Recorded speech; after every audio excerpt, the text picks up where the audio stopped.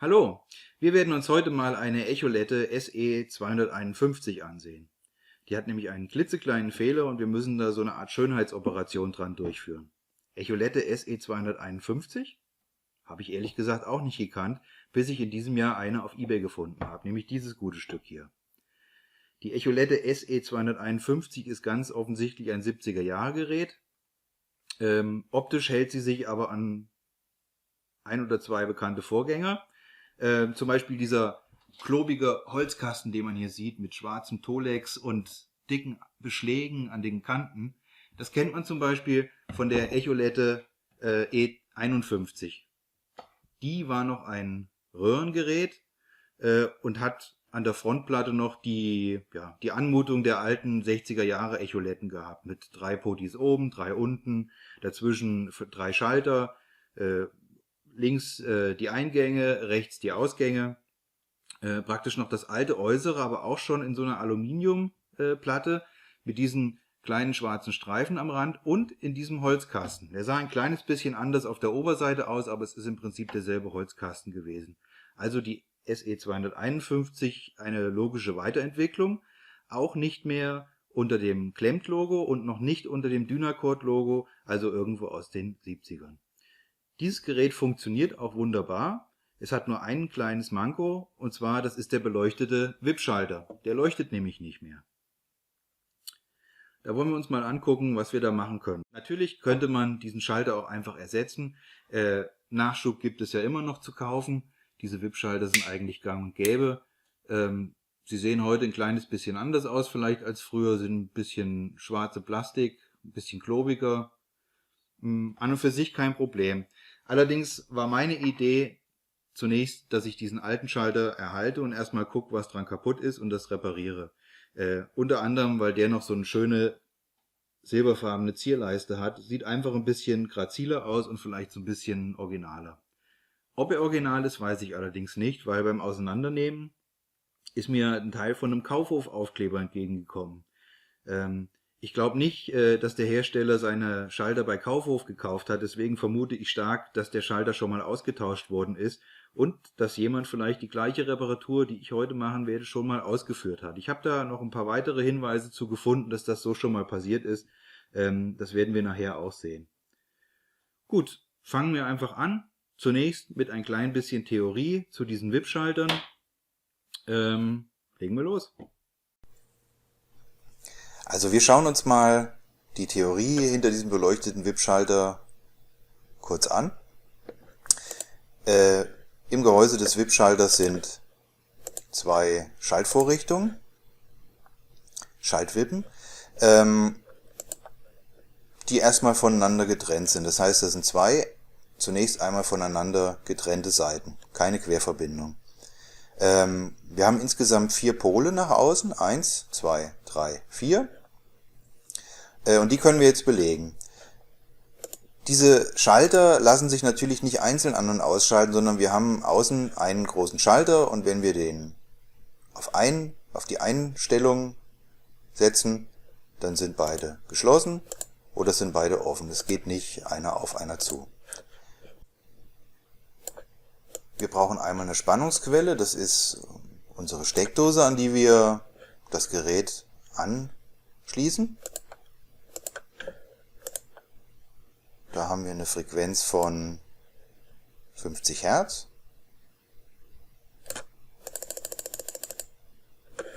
Und eine Amplitude von 230 Volt.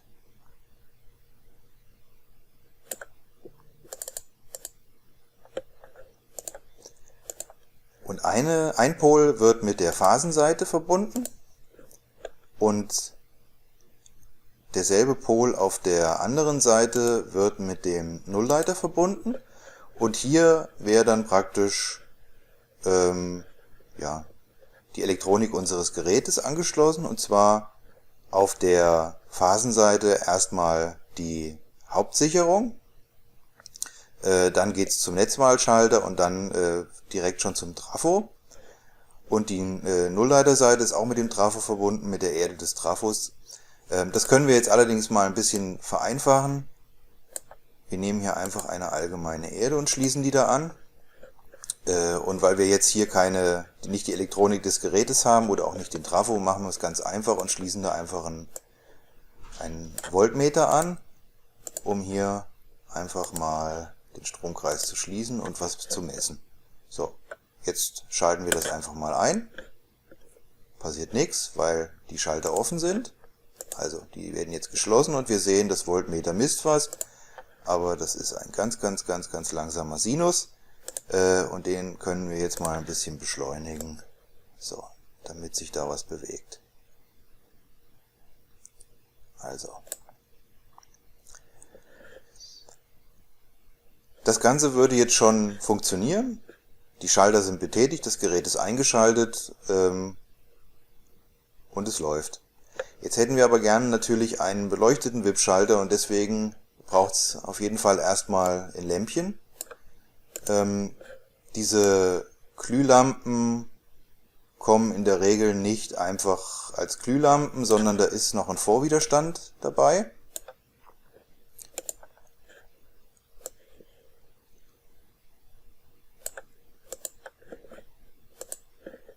In der Regel ist das 100 Kiloohm.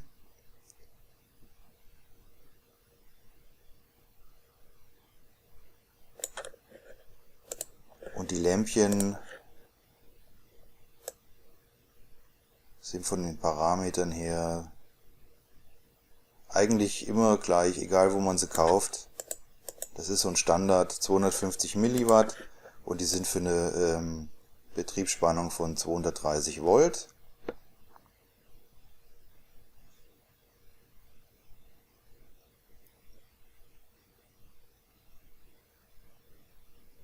Und angegeben ist, meine ich, immer ein Strom von 0,14 Ampere. So, und dieses Lämpchen mit seinem Vorwiderstand ist so eingebaut, dass es praktisch diese beiden Pole überbrückt.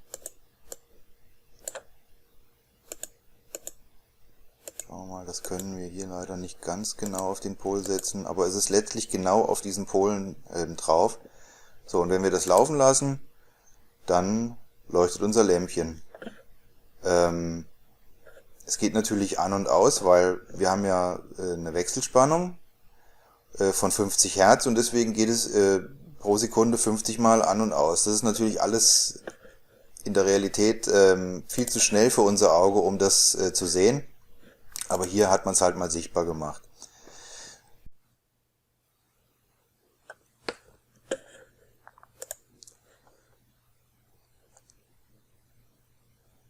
Der Vorwiderstand fungiert als Spannungsteiler, sodass wir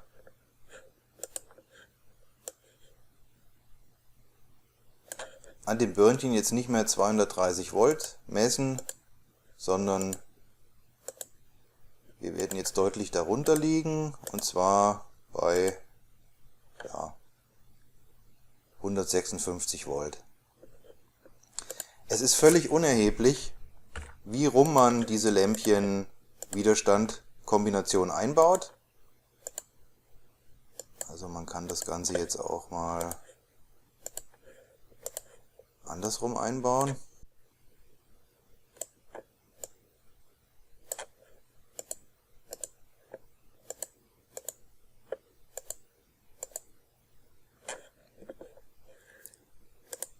Das macht keinen Unterschied. Das heißt, man muss sich da wirklich überhaupt keine Gedanken machen, ob man das jetzt falsch rum eingebaut hat oder nicht.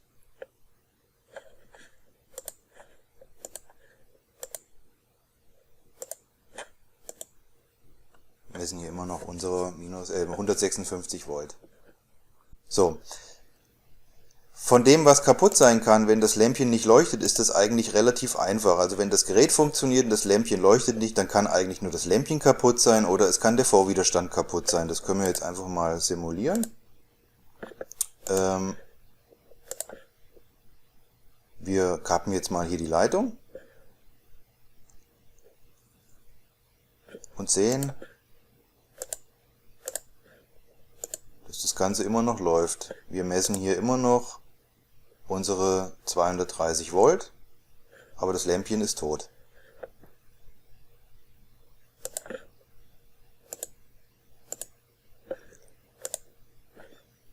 Deswegen muss man schauen, ist das Lämpchen hinüber oder ist der Vorwiderstand hinüber. In der Realität wird man natürlich nicht das eine oder das andere wechseln, sondern man wechselt beides, weil es diese Lämpchen eben nur mit diesem Vorwiderstand zu kaufen gibt. Ja, an dieser Stelle hat dann der originale Kameraton versagt, deswegen werden wir uns jetzt dem beliebten Genre der freien Nacherzählung widmen. Also wir müssen das Chassis aus dem Holzkasten rausbekommen, weil so kommt man an den Schalter nicht dran. Und damit das Chassis rausgeht, müssen wir diesen Metallrahmen um das Bandlaufwerk herum lösen. 4 Schrauben, die allesamt ziemlich angegriffen sind. Das hat mich etwas verwundert. Das Gerät muss also schon mal einen feuchten Keller mitbekommen haben. Und die Schraubenlöcher sind auch ziemlich ausgenoddelt. Also diese Schrauben sind definitiv schon öfter mal rein und raus gedreht worden. Einige von denen haben auch hohl gedreht. Da musste man den Rahmen ein bisschen anheben, damit die überhaupt nach oben kamen. Aber wenn man die 4 Schrauben raus hat, dann kann man den Rahmen rausnehmen mit seinen 2 langen Lamellen, die nach unten führen. Deswegen kriegt man das Chassis auch nicht raus. Kann das zur Seite legen und dann lösen wir einfach die 4 Bolzen, die das Chassis in dem Holzkasten halten. Die sind mit so dicken Zahnringen gesichert, die sich in das Tolix reingraben. Und auch diese Löcher sind ziemlich ausgeleiert. Also das Gerät ist sicherlich ein bisschen auf Reisen gewesen. Durch Vibrationen, Erschütterungen haben sich diese Löcher natürlich ein bisschen ausgeleiert in alle Richtungen. Aber dann können wir das Chassis rausziehen und den Holzkasten mal zur Seite legen. So, dann nur ein kurzer Blick ins Innenleben. Also das ist schon was ganz anderes als frühere Echoletten. Das ist Platinenbauweise. Wir sehen sogar einige ICs schon und noch ein paar Transistoren. Das schauen wir uns aber in einem anderen Video, was in den nächsten Wochen kommen wird, mal genauer an. Nämlich dem zweiten Teil meiner neuen Reihe What's Inside, wo wir uns genau anschauen, was in solchen Effektgeräten eben drin ist. Weil man sieht oft die Geräte nur von außen und kriegt erklärt, wie sie funktionieren vielleicht. Man hört sie auf jeden Fall, wie sie funktionieren. Aber man schaut halt nicht wirklich nach innen und das ist ja auch mal ganz interessant, wenn man technisch interessiert ist. Aber das kommt, wie gesagt, ein andermal. Wir klinken uns jetzt mal aus und gehen ein Stück weiter nach vorne. So. Da sieht man, wie ich den Schalter aus dem Rahmen rausgehebelt habe. Das geht einfach mit ein bisschen Druck von hinten. Da sind oben und unten, das ist so eine Federklemme. Und der ist halt praktisch vorne in dieser Aluminium-Faceplate ist der drin und ragt bis hinten in das Chassis rein. Und den muss man einfach ein Stückchen mit sanfter Gewalt nach vorne schieben. Ich habe es dann auch probiert, die Kabel zu lösen. Aber diese Kabelschuhe, die sitzen komplett fest auf dem Schalter. Ich nehme an, dass die irgendwie verpresst worden sind. Also die kann man nicht abziehen, auch nicht mit einer Zange. Und ich wollte nicht zu viel rohe Gewalt anwenden, um das noch abzureißen. Ja. Im Theorieteil haben wir schon drüber gesprochen, wo diese 4 Kabel von dem Schalter hingehen. Da müssen wir jetzt nicht nochmal drauf eingehen. Und ja, schauen mal in den Schalter gleich rein. Um den Schalter auseinanderzubauen, müssen wir erstmal diesen kleinen silbernen Rahmen abbekommen. Der ist einfach mit 4 kleinen Ohren, die umgeklappt sind, ist der an dem Restschalter befestigt. Da muss man vorsichtig sein, das kann natürlich abbrechen, deswegen mit einem Schraubenzieher oder hier einem Phasenprüfer diese Ohren ganz vorsichtig nach oben klappen und dann kann man den Rahmen auch einfach abnehmen. Genau, das ist das gute Stück, das haben wir gerettet. Und jetzt kommt man an den eigentlichen WIP-Schalter dran. Der ist über eine Plastikachse ist der in das Gehäuse rein verankert oder reingesteckt. Da muss man ein bisschen vorsichtig sein. Mit blanken Händen geht es nicht, da muss man auch ein bisschen reinhebeln, aber das ist wirklich auch altes Plastik und zu viel Gewalt, das ist sicherlich keine gute Sache, aber hier hat es jetzt auch mal funktioniert, man muss halt einfach ein bisschen mit Gefühl vorgehen. Ja, und dann kommt er raus und es ist auch schon gleich was mit rausgefallen. Das Innenleben von dem Schalter ist nämlich echt lose. Die 2 Wippen und auch noch 2 Federn, die auf den Wippen draufsetzen. Wir zoomen gleich mal rein, da kann man das Ganze noch ein bisschen genauer sehen. Aber das ist dann später auch beim Zusammenbauen ein blanker Albtraum. Also gerade wenn man keine ruhigen Hände hat, ist das nicht schön. Kleine Feder.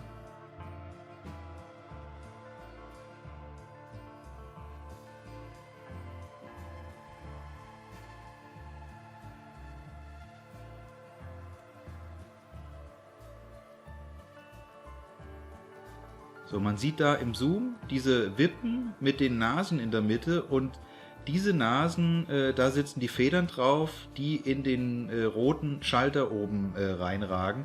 Und das sind praktisch die Kontakte, wo das Lämpchen mit dem Vorwiderstand drauf sitzt. Links diese runden Kontakte, da wird der Stromkreis geschlossen, wenn man den Schalter einschaltet. Da sind Phase und Nullleiter drauf. Und da sieht man jetzt auch schon mal einen ersten unscharfen Blick in den eigentlichen Schalter rein, wo das Lämpchen und der Vorwiderstand zu sehen sind. Das sehen wir gleich auch nochmal im Zoom.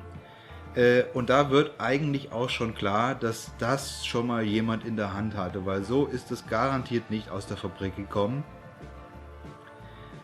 Das hat schon mal jemand repariert und er hat im Prinzip auch das gleiche Problem gehabt, wie ich auch gehabt habe.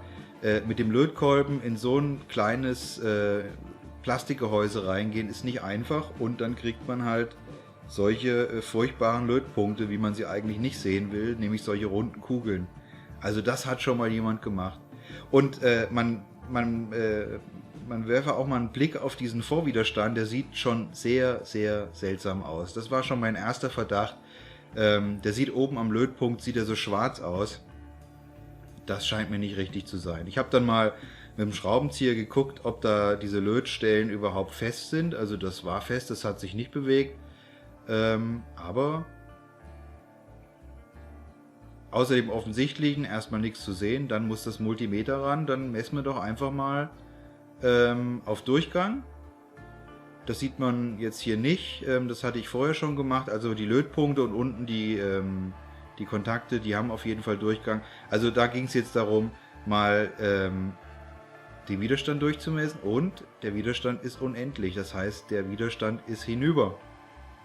Da haben wir jetzt den Fehler schon gefunden und wie ich im Theorieteil schon gesagt habe, da fangen wir nicht an, Widerstand auszulöten und neu einzulösen. Da wird die komplette Lampe mit Vorwiderstand wird erstmal rausgelötet und dann durch eine komplett neue ersetzt.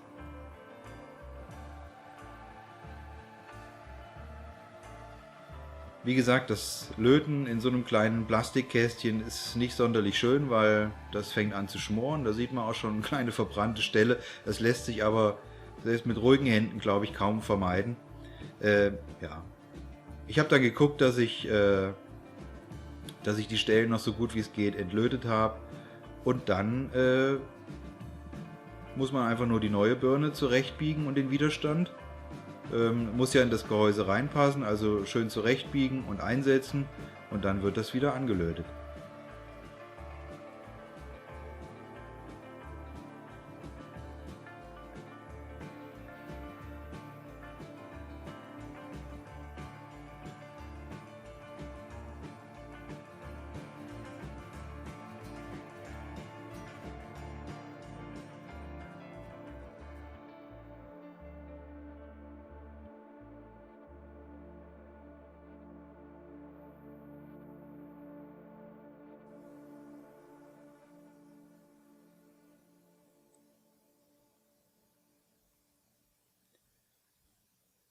Da habe ich mich sicherlich auch nicht mit Ruhm bekleckert, wie gesagt, wenn das so eng zum Löten ist. Also meine Lötstellen sind kein bisschen besser geworden als die alte, die da schon da war. Es geht einfach nicht sonderlich gut. Zum Schluss nochmal messen, dass der Widerstand diesmal auch den richtigen Wert hat. 100 Kiloohm, das hatte er. Und jetzt kann man das Ganze wieder zusammenbauen. Was wie gesagt wegen diesen Wippen und den Federn, die oben auf der Wippe drauf sitzen und in die Kontakte in den Schalter reingehen, alles andere als einfach ist. Ich überlege mir beim nächsten Mal, wenn das kaputt geht, ob ich nicht doch einen neuen Schalter einbaue. Weil so ein Puzzlespieler bin ich nicht. Mache ich eigentlich auch nicht gern, solche Fitzelarbeit. Dazu habe ich auch überhaupt nicht die ruhigen Hände.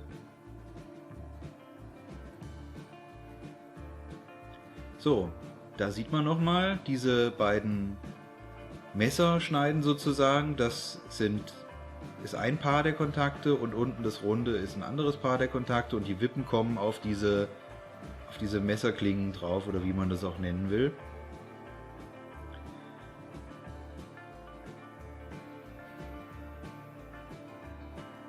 Da sind jetzt nochmal die Federn auf den mittleren Kontakten zu sehen. Die gehen praktisch in das Plastikteil rein, wo wir eben die Birne reingelötet haben und stellen so den Kontakt her und geben etwas Federdruck, damit der Schalter fest drin sitzt. So, jetzt sehen wir den Schaltmechanismus nochmal. Wenn wir einschalten, jetzt, dann geht die Wippe auf den Kontakt und schließt den Stromkreis. Also die Wippe unten im Schalter bewegt sich immer entgegengesetzt der Richtung, wo wir oben drücken.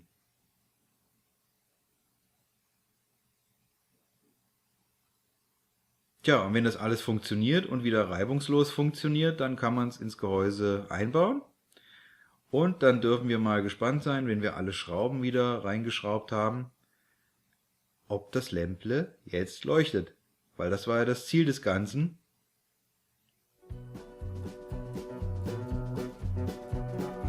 Siehe da, es funktioniert wieder. Operation geglückt, alle sind glücklich und ich wünsche euch noch einen schönen Tag. Bis zum nächsten Mal, macht's gut, euer Tim, ciao!